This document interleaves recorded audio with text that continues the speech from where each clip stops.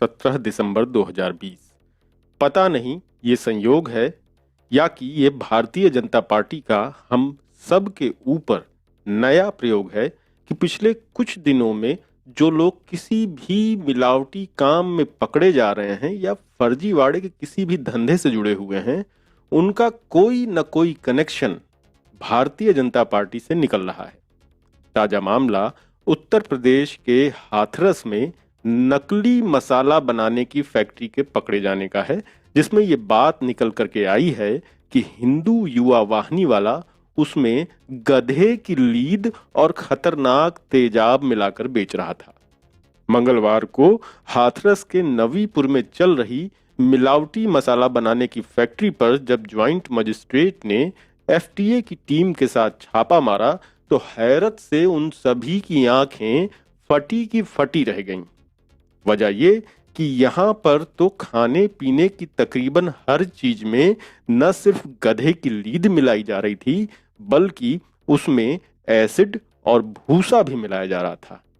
हम सब की जान से खिलवाड़ करने का ये खुला खेल फर्रुखाबादी बाकायदा भगवे झंडे की आड़ में किया जा रहा है। पकड़ी गई फैक्ट्री हिंदू युवा वाहिनी के सह मंडल प्रभारी अनूप वासने की है, जिसे मौके पर से पकड़ लिया गया। उसकी फैक्ट्री सील कर दी गई है और अनूप को जेल भेज दिया गया है। उसकी फैक्ट्री से 27 से अधिक नमूनों को लैब में टेस्ट के लिए भेजा गया है।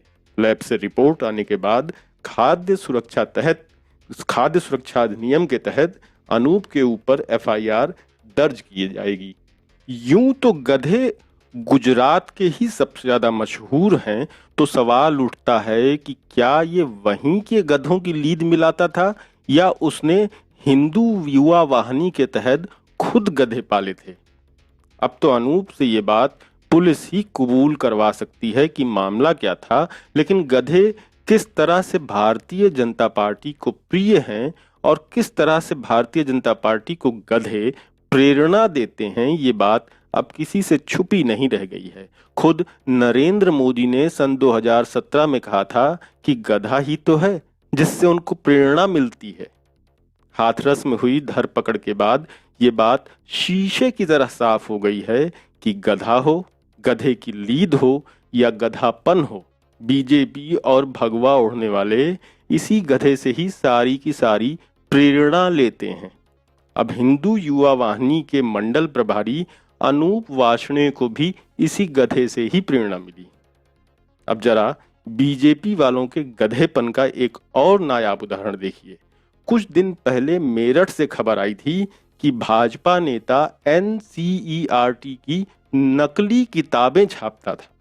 मेरठ बीजेपी के नेता संजीव गुप्ता का बेटा सचिन गुप्ता अपने गोदाम में एनसीईआरटी की फर्जी किताबें छापता पकड़ा गया और इस धंधे का पर्दाफाश होते ही मास्टरमाइंड सचिन छापा पड़ते ही फरार हो गया था। हालांकि अभी उसको तड़ी पार नहीं किया है। छापेमारी में जब्त की गई एनसीईआरटी की किताबें कक्षा 2 से लेकर कक्षा 12 तक की थीं। यहां से एसटीएफ को देश के तमाम राज्यों के किताब विक्रेताओं के नाम और पते भी मिले थे। एसटीएफ के मुताबिक नकली किताबें उत्तर प्रदेश के अलावा दिल्ली, उत्तराखंड, हरियाणा, मध्य प्रदेश, पंजाब, झारखंड, बिहार, जम्मू कश्मीर, कर्नाटक, तेलंगाना, राजस्थान, महाराष्ट्र, पश्चिम बंगाल के तमाम शहरों में जा रही थीं। ये आदमी देशभक्ति की छत्र छाया में एनसीईआरटी को ही चूना लगा रहा था। मगर ये सब तो गोरख धंधे की छोटी छोटी मछलियां हैं। बड़ी मछली तो सलवार कुर्ता पहनकर फरार होने वाली प्रजाति की है। खुद को देशभक्ति का ऑथेंटिक ब्रांड एम्बेसडर बताने वाले बाबा रामदेव के गोरख धंधे का खुलासा भी इसी रिकॉर्ड में रखा जाना चाहिए, जिनके बारे में इसी महीने centre for science and environment ने ऐसी रिपोर्ट पब्लिश की है जिसके बाद बाबा रामदेव को समझ में ही नहीं आ रहा है कि अब स्वदेशी की आड़ में वो हम सब का उल्लू कैसे काटें। हाल फिलहाल उनकी कंपनी की शहद का टेस्ट सीएसई ने जर्मनी की लैब में कराया तो पता चला कि बाबा जी तो चीन से चीनी मंगाकर इस शहद में मिलाकर बेच रहे थे। बल्कि बाबा जी चीन की चीनी हम सबको शहद बताकर बेच रहे थे। और सिर्फ शहद ही नहीं, इसके पहले भी बाबा की कंपनी पतंजलि के करीब 40% प्रोडक्ट क्वालिटी टेस्ट में फेल हो चुके हैं। एक आरटीआई के जरिए इसका खुलासा हुआ है। आरटीआई में मिला जवाब बताता है कि साल 2013 से साल 2016 के बीच कुल 82 सैंपल लिए गए थे, जिसमें से 32 प्रोडक्ट तो मानकों पर खरे ही नहीं उतरे।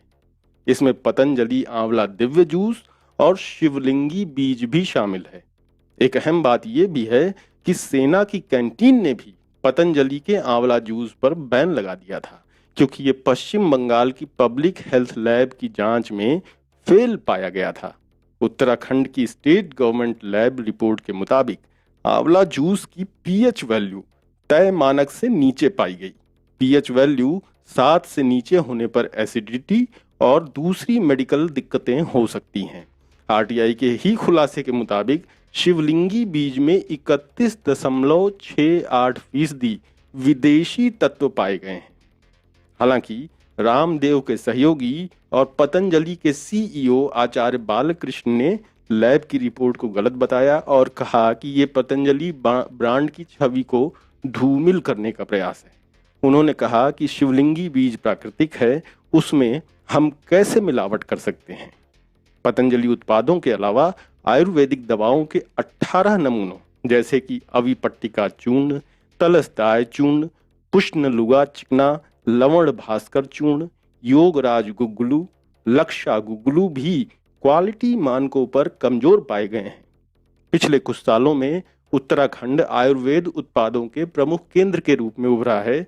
हरिद्वार और ऋषिकेश में 1000 से ज्यादा डीलर, निर्माता और आयुर्वेद दवाओं के आपूर्तिकर्ता हैं।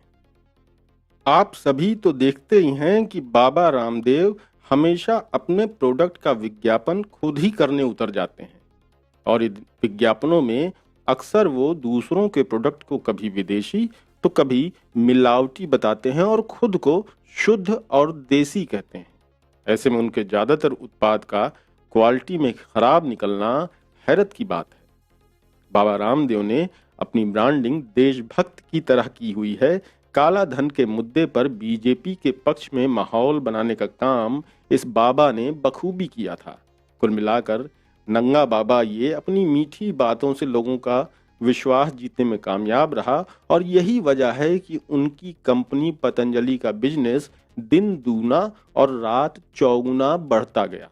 अब जबकि लगातार उनके हर प्रोडक्ट की क्वालिटी का पर सवाल उठ रहा है, तब सरकार उनके खिलाफ कोई एक्शन लेगी या नहीं लेगी, ये सोचने की बात है।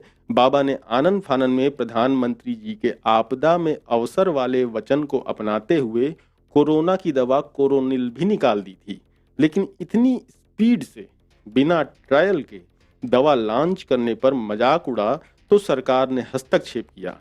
तब बाबा ने उसे कोरोना की दवा के दावे से बाहर किया।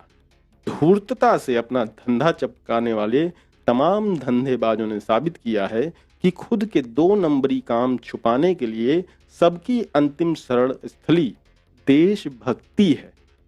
इन सभी धंधेबाजों के लिए देशभक्ति का अर्थ दूसरे धर्मों में से नफरत फैलाना, देश के लोगों को आपस में धर्म तो कभी जाति के नाम पर लड़वाना है। और ये सब इसलिए करते हैं कि जिससे लोग नफरत के जहर में इतने डूब जाएं कि उसकी आड़ में ये अपने कुकर्म जस्टिफाई कर सकें और अपने हर तरह के धंधे, काले धंधे चमकाकर पैसे बना सकें। बाबा के बारे में सरकारी विभागों में कुछ चिट्ठी पत्री तो हुई है कि लेकिन लगता है कि हमेशा की तरह बाबा इस बार भी सलवार कुर्ता पहनकर फरार होने में कामयाब रहेगा।